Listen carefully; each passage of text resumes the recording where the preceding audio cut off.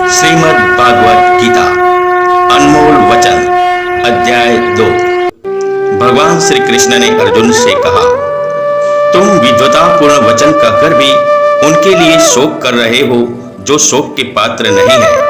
बुद्धिमान पुरुष न तो जीवित प्राणी के लिए शोक करते हैं और न ही मृत के लिए।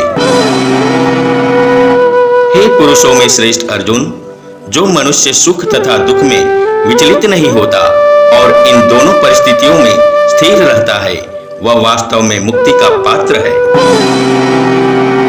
हे कुंती पुत्र अर्जुन, इंद्रिय और उसके विषयों के संपर्क से उत्पन्न सुख तथा दुख का अनुभव क्षणभंगुर है।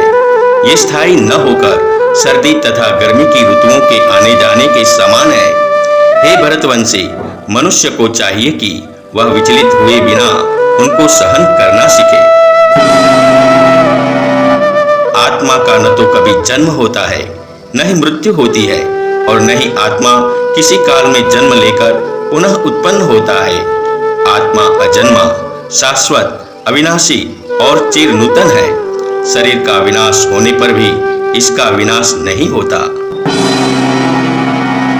जिस प्रकार से मनुष्य अपने फटे पुराने वस्त्रों को त्याग कर नए वस्त्र धारण करता है, उसी प्रकार मृत्यु होने पर आत्मा पुराने तथा जीर्ण शरीर को त्याग कर नया शरीर धारण करती है। जो जन्म लेता है उसकी मृत्यु निश्चित है, और मृत्यु के पश्चात पुनर्जन्म भी अवश्यंभावी है। अतः तुम्हें अपरिहार्य के लिए शोक नहीं करना चाहिए।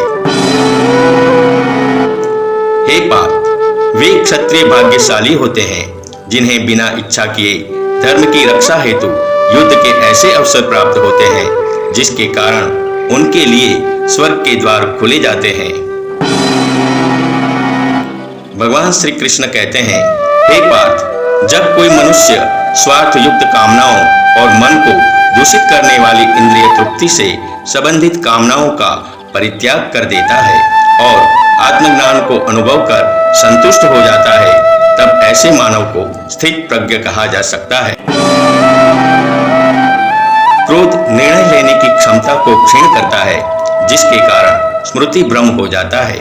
जब स्मृति भ्रमित हो जाती है तब बुद्धि का नाश हो जाता है, और बुद्धि के नष्ट होने से मनुष्य का पतन हो जाता है।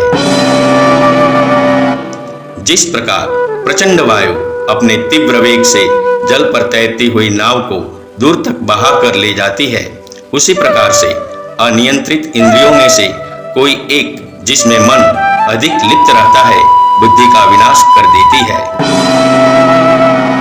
जिस मनुष्य ने अपनी सभी भौतिक इच्छाओं का परित्याग कर दिया हो और इंद्रिय तृप्ति की लालसा, ममत्व के भाव और अहंकार से रहित हो गया हो, वह पूर्ण शांति को प्राप्त करता है।